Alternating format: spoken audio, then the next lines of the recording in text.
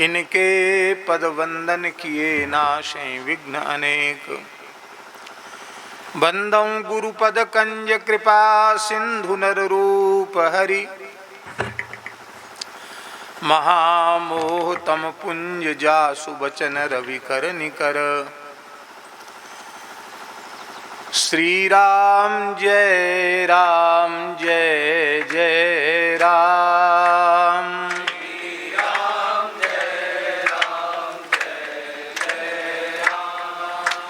श्री राम जय जय राम। श्री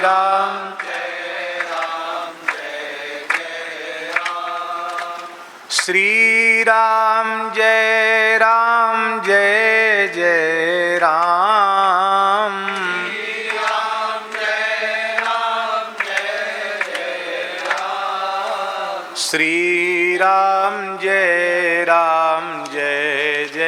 राम।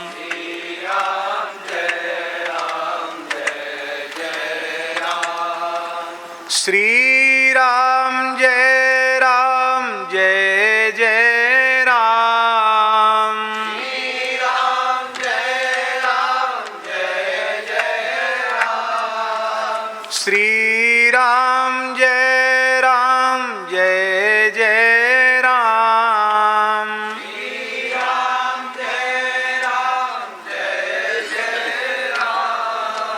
श्री राम जय जय राम।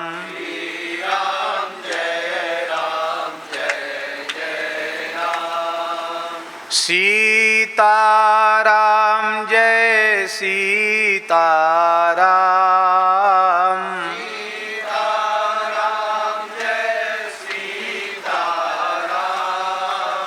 राधे श्याम जय श्याम।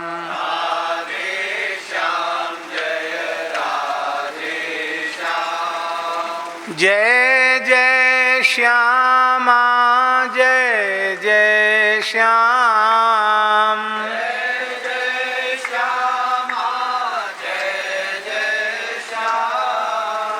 जय जय श्री वृंदावन धाम।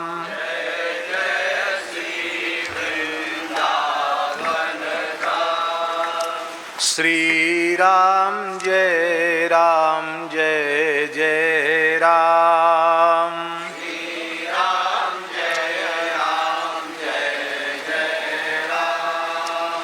जय सिया राम जय जय हनुमान।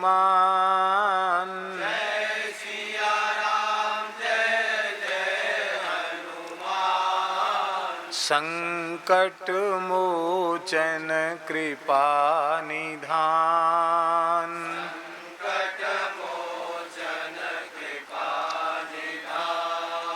श्री गुरु रामानंद भगवान।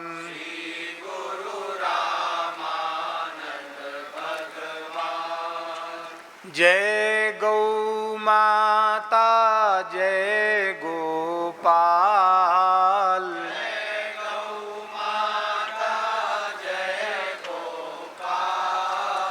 भक्त वत्सल प्रभु दीन दयाल।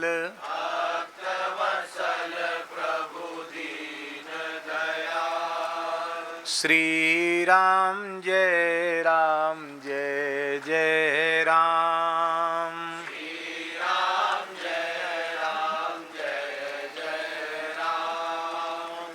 श्री राम जय जय राम।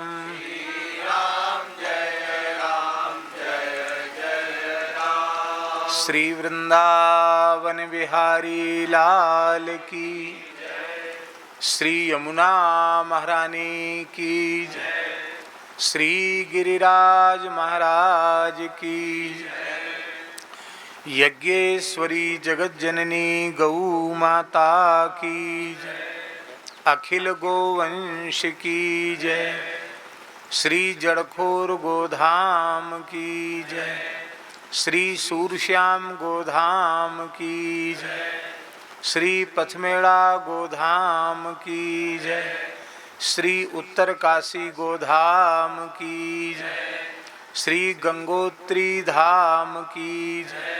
श्री यमुनोत्री धाम की जय। श्री केदारनाथ धाम की जय। श्री बद्रीनाथ धाम की जय।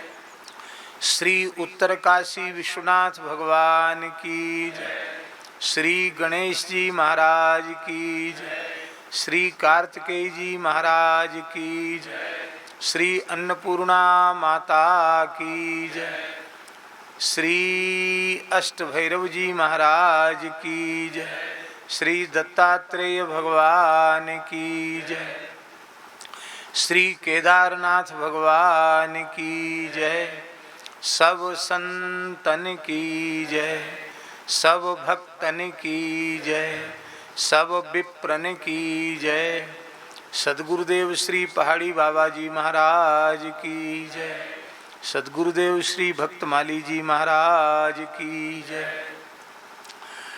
परम पूज्य प्रातः स्मरणीय अनंत श्री समलंकृत श्री धूनी वाले दादाजी महाराज की जय।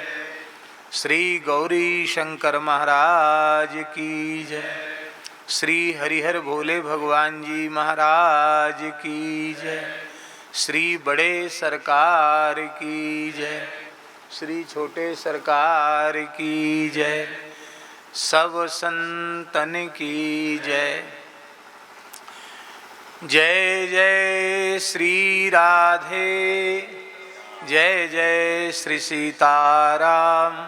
हर हर महादेव। हरिशरणम भक्तवांछा कल्पतरु भक्तवत्सल शरणागत वत्सल। भगवान श्री हरि की महती कृपा करुणा से हम आप सबको मानव जन्म का सर्वोत्कृष्ट फल सत्संग श्री वैष्णव मताब्ज भास्कर नामक ग्रंथ के माध्यम से श्रवण करने का सौभाग्य प्राप्त हो रहा है। उत्तरकाशी जैसी पवित्र दिव्य भूमि, त्रिभुवन पावनी भगवती श्री भागीरथी गंगा का तट और हमारे भारतवर्ष की नर्मदा खंड के सिद्ध संतों की परंपरा में साक्षात भगवान सदाशिव के ही स्वरूप श्री धूनी वाले दादाजी महाराज के परंपरा के वर्तमान पूज्य श्री छोटे सरकार जी हम सबके मध्य विराजमान हैं। आपकी अत्यंत कृपा करुणा है। हम पहले भी कथा में आपका मंगलमय स्मरण कर चुके हैं। हम उनके चरणों में सादर दंडवत प्रणाम नमो नारायण निवेदन करते हैं और यहाँ के विराजमान सभी गुप्त प्रकट सिद्ध संतों को हम प्रणाम करते हैं। श्री कंडार देवता को भी प्रणाम करते हैं, वे यहाँ के क्षेत्राधिदेवता हैं, उनको भी हम प्रणाम करते हैं।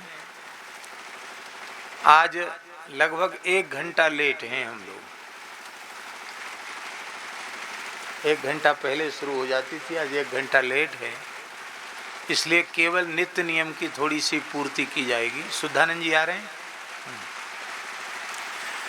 केवल नित्य नियम की थोड़ी देर की पूर्ति की जाएगी और बस फिर यहाँ तो निवास ही सत्संग है, यहाँ का निवास भी सत्संग ही है।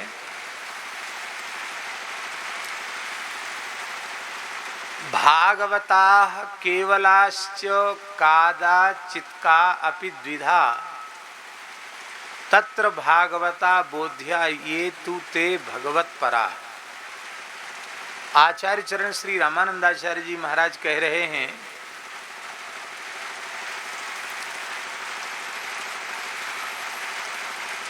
भगवान के जो भक्त हैं भागवत, वो भी 2 प्रकार के होते हैं।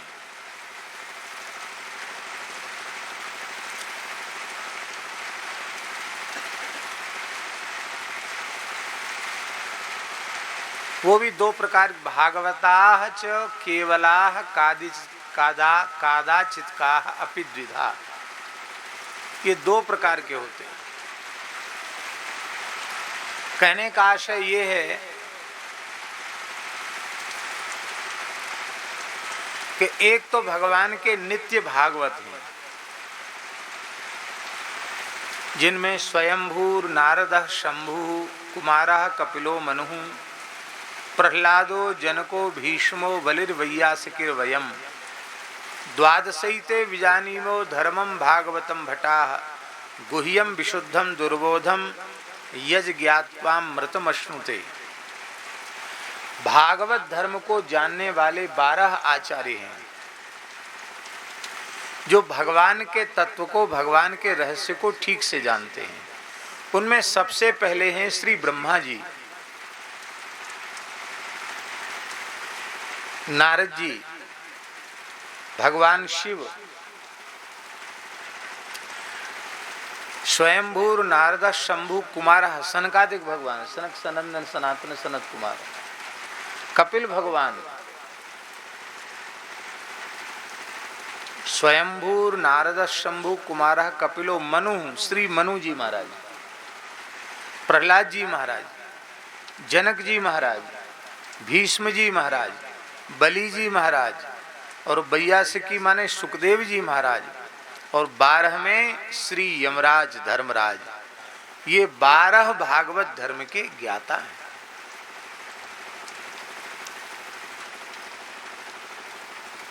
दूसरे एक होते हैं कादाचित मुक्त, जो किसी काल विशेष में जो मुक्त होने वाली आत्माएं हैं, उनको कादाचित मुक्त कहा जाता है। नित्य मुक्त उनका कभी बंधन होता ही नहीं,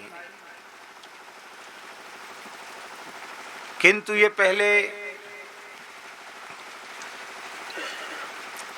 जो कादाचित मुक्त हैं, ये पहले बंधन में होते हैं और बाद में भगवत शरणागत होकर के साधन करते हैं और मुक्त हो जाते हैं। निर्मल अंतःकरण वाली मुमुक्षु जो आत्माएं हैं, वो सद्गुरु का आश्रय लेकर के, उनके उपदेश का श्रवण करके और सद्गुरु की कृपा से उस परम गुह्य परमार्थ दिव्य तत्व को, ब्रह्म तत्व को, भगवत तत्व को गुरु कृपा से जानते। क्योंकि उपनिषद में लिखा है, तद विज्ञानार्थम स गुरुमेवाभिगच्छेत् समित पाणी श्रोत्रियम ब्रह्मनिष्ठम। गुरु कृपा के बिना कोई ब्रह्म तत्व, भगवत तत्व, ईश्वर तत्व समझ नहीं सकता।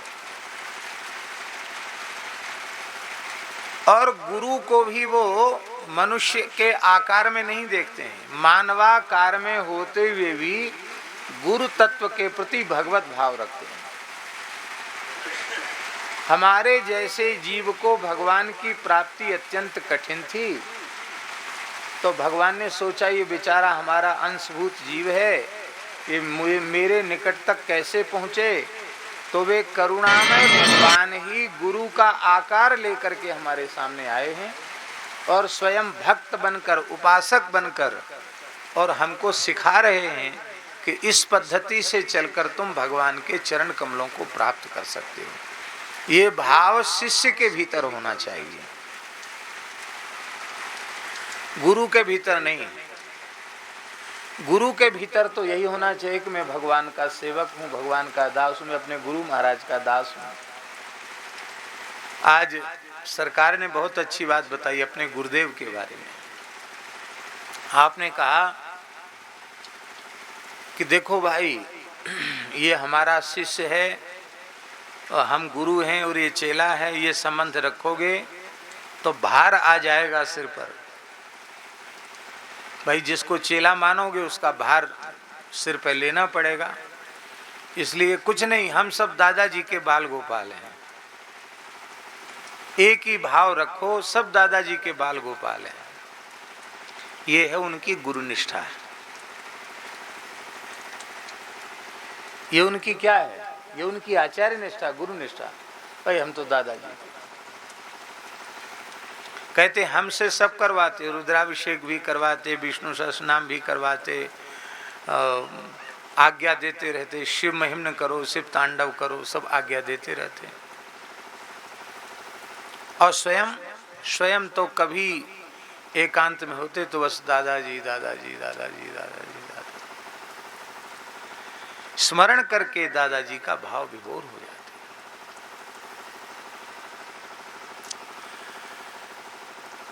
तो जीवन में मानव जन्म की सफलता के लिए सद्गुरु चरणाश्रय अत्यंत आवश्यक। उसके बिना परमार्थ में गति नहीं है। परमार्थ में उसके बिना गति नहीं है। तो फिर उनकी शरणागति लेकर के उनकी कृपा से प्राप्त ब्रह्म विद्या के अनुष्ठान के द्वारा संसार के बंधन का नाश करके अर्चिरादि मार्ग, जो दिव्य तेजोमय प्रकाशमय मार्ग है, उस मार्ग से इस प्रकृति मंडल की सीमा का अतिक्रमण करते हुए वो त्रिपाद विभूति जो भगवान का नित्य साकेत गोलोक वैकुंठ है, उसमें वे जाते हैं। और ऐसे जो मुक्तात्मा हैं उनको कादाचित मुक्तात्मा कहा जाता है। इनका पुनः संसार बंधन होता नहीं है, जिसके लिए भगवान ने कहा गीता जी में, न तद्भासयते सूर्यो न शशांको न पावकः यद गत्वा न निवर्तन्ते तद्धाम परमं मम। ब्रह्मलोक तक पहुंचकर जीव को लौट के संसार में आना पड़ेगा, पर भगवान की नित्य सन्निधि प्राप्त करने के बाद लौटकर फिर संसार में नहीं आना पड़ेगा। क्योंकि बार बार वेद भगवान उद्घोष कर रहे हैं, न स पुनरावर्तते न स पुनरावर्तते न स पुनरावर्तते। वो लौट कर फिर आता नहीं दुखमय संसार में। अपने स्वरूप से एस संप्रसादोस्माच्छर्यात् समुत्थाय परम ज्योतिरुत्पद रूप संपद्य स्वेन रूपेणाभि निष्पद्यते। छांदोग्य उपनिषद में यह बात लिखी है कि आत्मा जो सूक्ष्म शरीर है, उस सूक्ष्म शरीर से निकलकर अर्चिरादि मार्ग से जाकर परब्रह्म को प्राप्त करके अपने रूप से आविर्भूत होती है। अपने रूप, जिस स्वरूप में माया का लेश भी कहीं नहीं है, उस अपने नित्य स्वरूप में वह भगवान को प्राप्त होती है। और फिर जब मुक्त हो जाता है वह, तो सर्वम ह पश्यति पश्यः पश्यति। फिर मुक्त सभी विशेषणों वाले परब्रह्म का वह अनुभव करने लग जाते हैं। और इन कादाचित मुक्त आत्माओं में, कादाचित माने जो सदा सर्वदा से मुक्त नहीं है, साधन करके गुरु कृपा से संसार चक्र से जो छूटते हैं उनको कादाचित मुक्त कहते हैं। उनमें भी दो भेद हैं। एक हैं केवल भागवत और दूसरे हैं केवल क्या? एक हैं भागवत और एक हैं केवल। अब भागवत और केवल में अंतर क्या है?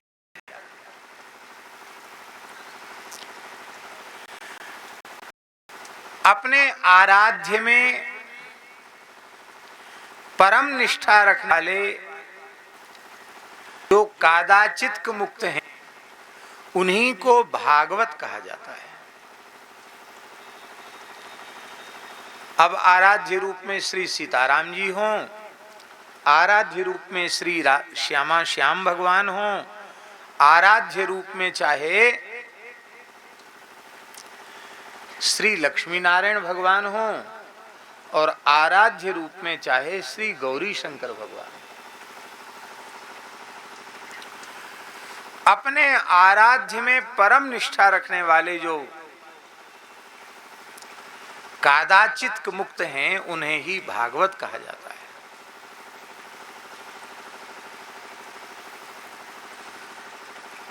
अब केवल भागवत की चर्चा आगे करेंगे, पहले भागवत को स्पष्ट कर रहे हैं। भगवद भोग्य भूत्यादि साक्षात्कार सुखाश्रया श्री राम मानसा नित्यं तदनुध्यान तत्परा केचित् गुणानुसंधान पराः कैंकर्य तत्पराः इत्थम महर्षि प्रोक्ता द्विविधा भगवत पराः। भगवत परायण भी दो प्रकार के होते हैं। एक तो ऐसे होते हैं कि वे श्री रामचंद्र भगवान में ही उनकी वृत्ति निरंतर स्थित रहती है। वे निरंतर भगवान श्री रामचंद्र का ध्यान करते रहते हैं और भगवत परायण श्री राम परायण होकर के भगवान के अनुभव के योग्य, भगवान के अनुभाव्य विभूति आदि के साक्षात्कार से आनंदित होते रहते हैं, निरंतर भगवान का ही अनुभव करते रहते हैं। और कुछ ऐसे होते हैं जो भगवान के गुणों का श्रवण करते रहते हैं और गुणों का श्रवण करते करते उन्हें भगवान का साक्षात्कार होने लग जाता है। भगवान के चरित्र, भगवान की लीला, भगवान के गुणों को सुनते सुनते कर्ण रंध्र से भगवान अंतःकरण में प्रवेश करते हैं और डूब करके जो भगवान के चरित्रों को सुनते हैं उनको ऐसा नहीं लगता कि भगवान की हम कोई किस्सा कहानी कथा सुन रहे हैं, उनको भगवान की अनुभूति होने लग जाती है। ऐसे अनेक उदाहरण हैं। श्रीधाम वृंदावन में परम पूज्य स्वामी श्री अखंडानंद सरस्वती जी महाराज श्री राधा वल्लभ जी के मंदिर का घेरा है, जीवन वल्लभ जी के मंदिर में कथा कह रहे थे और श्री श्री आनंदमयी माँ वो प्रधान श्रोता के रूप में एक छोटी चौकी पर बैठकर श्रवण कर रही थी। माँ श्रवण कर रही थी, स्वामी जी सुना रहे थे और भी कुछ संत बैठे थे। तो एक साधक जो अग्रवाल वैश्य कुल के थे, स्वामी अखंडानंद सरस्वती जी के ही यहाँ निवास करते थे, उन्होंने प्रत्यक्ष देखा स्वामी श्री अखंडानंद सरस्वती जी बाल लीला का वर्णन कर रहे हैं और जो लीला का वर्णन कर रहे हैं बाल कृष्ण साक्षात उसी लीला को करके सामने दिखा रहे हैं।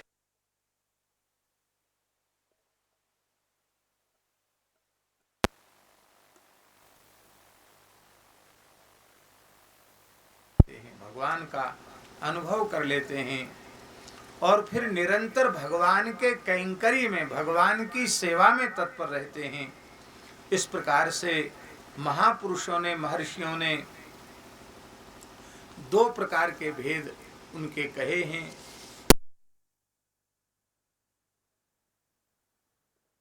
साक्षात्कार से निरंतर आनंदित रहने वाले भक्त, एक भेद ये है, और दूसरा भेद है कैंकर्य निष्ठ, उनकी सेवा में विशेष निष्ठा होती है। हम अपने ब्रज की दो विभूतियों का उदाहरण दें यदि, तो उससे हमारे लिए ज्यादा स्पष्ट हो जाएगा। पूज्य पंडित श्री गया प्रसाद जी महाराज, गिरिराज जी वाले बाबा सरकार, जिनका दर्शन आप लोगों में से संभवतः अनेक लोगों ने किया होगा। आपने तो किया उनका दर्शन? नहीं किया। वो इस प्रकार के महापुरुष थे जो भगवत साक्षात्कार से निरंतर आनंदित रहते थे। भगवान का साक्षात्कार होने के कारण वे निरंतर आनंद समुद्र में डूबे रहते थे। एक जैसी रहनी, एक जैसी अवस्था बहुत लंबे समय तक उन्होंने अनुभव की और उसी अवस्था में उन्होंने भगवान की नित्य सन्निधि प्राप्त की। ब्रज के एक महान संत जिनका जीवन चरित्र प्रत्येक साधक को अवश्य पढ़ना चाहिए, ऐसा जीवन चरित्र है, अद्भुत जीवन चरित्र।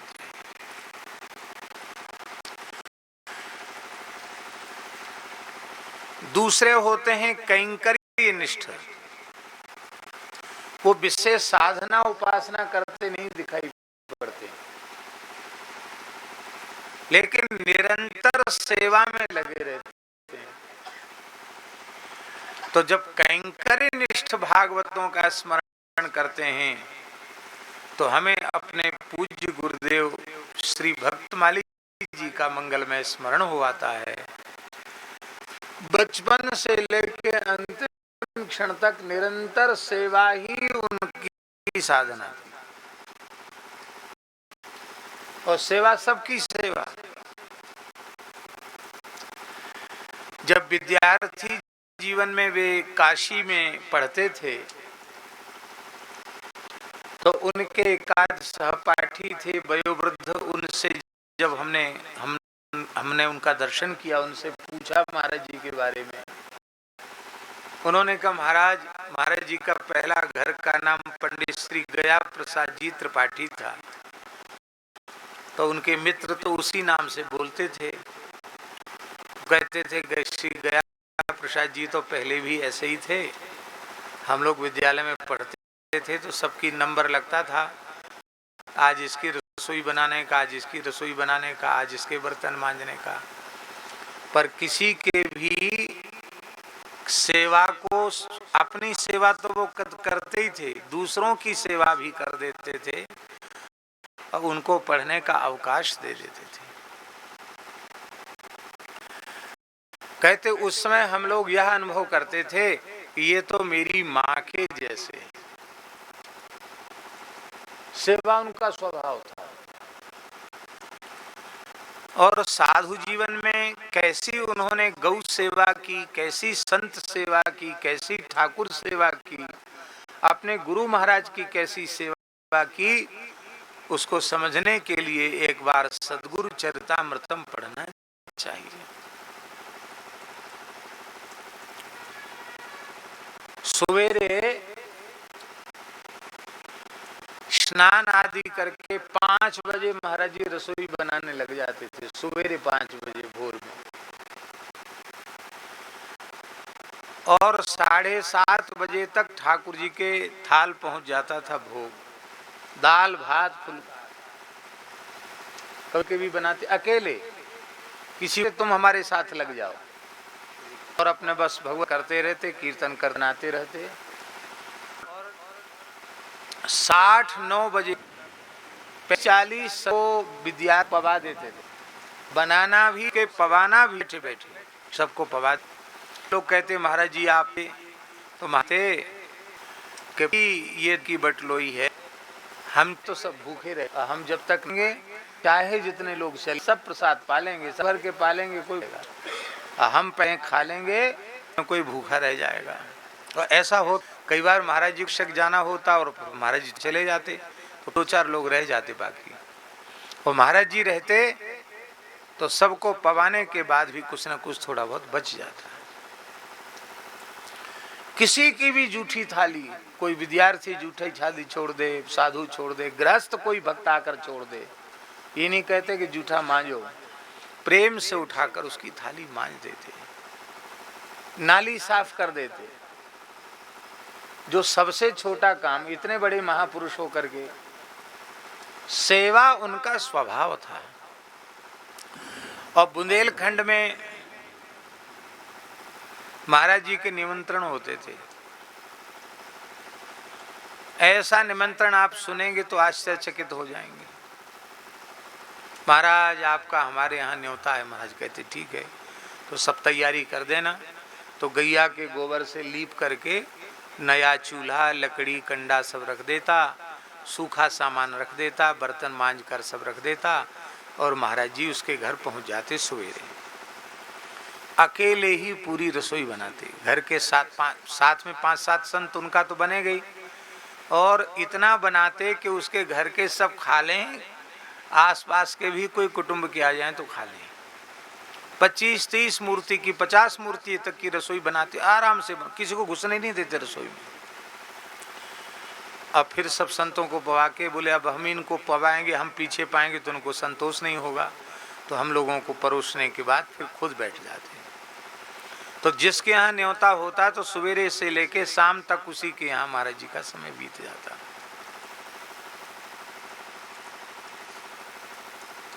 और वो दक्षिणा देते थे महाराज को, 1 रुपया या 2 रुपया।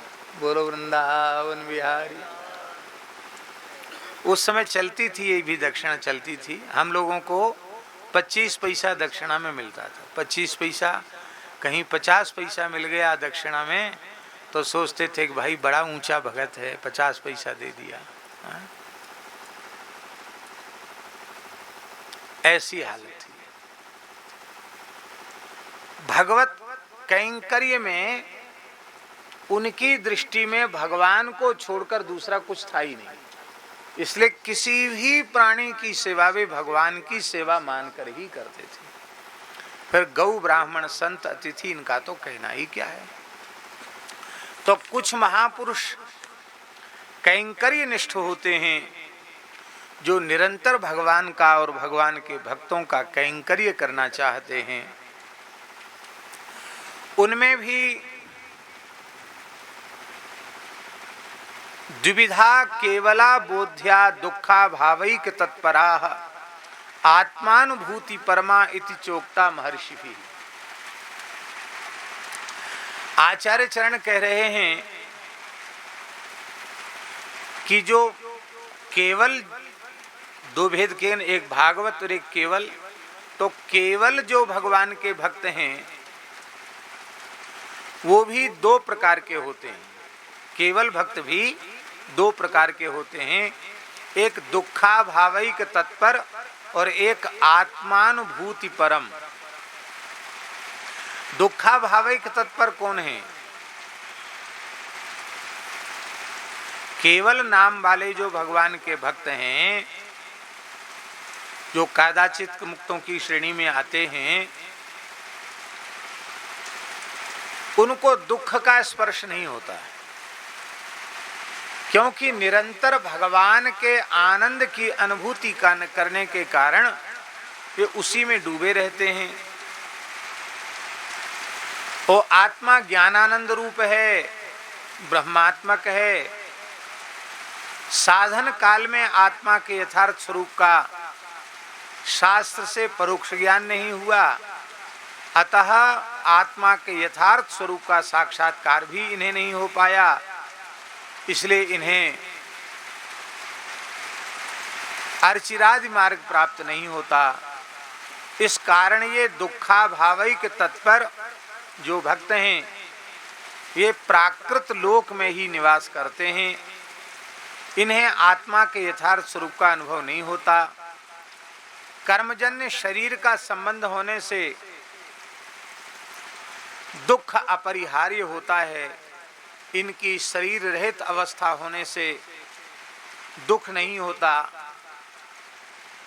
दुखाभाव होता है।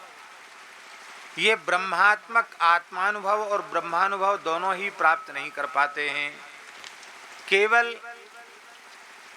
जीवों की अपेक्षा दुखों से मुक्त होने के कारण ये मुक्तों की कोटि में परिगणित होते हैं, पूरी तरह मुक्त नहीं हो पाते हैं।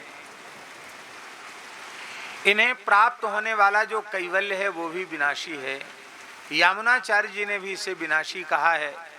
ब्रह्म साक्षात्कार, ब्रह्मात्मक आत्म साक्षात्कार से ही बंधन का हेतु जो कर्मरूप अविद्या है उसका नाश होता है और आत्म साक्षात्कार से जीव का परम कल्याण होता है। दूसरे जो साधक हैं, भक्त हैं, उन्हें आत्मानुभूति परम कहते हैं। जो केवल नाम वाले कदाचित मुक्त अपने ब्रह्मात्मक आत्मस्वरूप की अनुभूति में निरंतर लगे रहते हैं, वे आत्मानुभूति परायण केवल आत्मानुभूति परम कहलाते हैं। कैवल्य एक प्रकार का मोक्ष है, उसकी भी विस्तृत व्याख्या महानुभावों ने, आचार्य चरण ने की है। वेदांत शास्त्र के अनुसार उसको समझना चाहिए। अब ग्रंथकार श्री सुरसुरानंद जी जो उनके शिष्य हैं, उनके 7वें प्रश्न का उत्तर दे रहे हैं।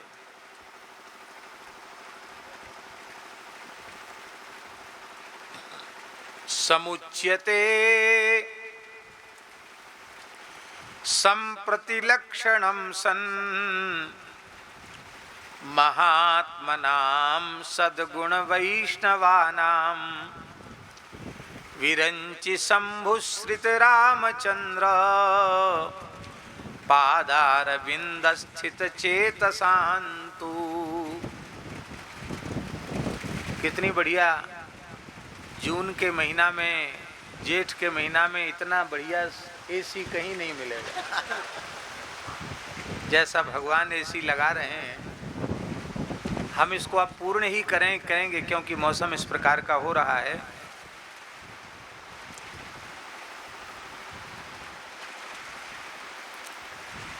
संप्रति विरंचि शंभुश्रित रामचंद्र पादारविंद स्थित चेतसाम सद्गुण वैष्णवानां महात्मनां सत्लक्षणम समुच्यते। खूब जोर की हवा है, वाह।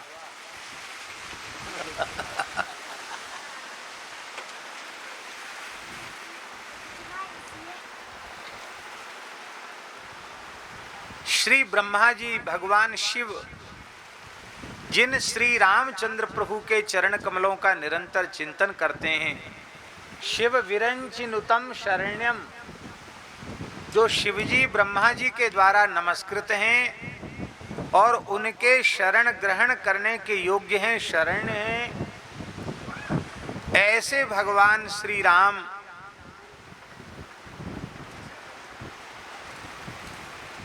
हम इसको पूर्ण कर देते हैं। शिव विरंचिनुतम शरण्यम, ऐसे जो शरण्य भगवान हैं,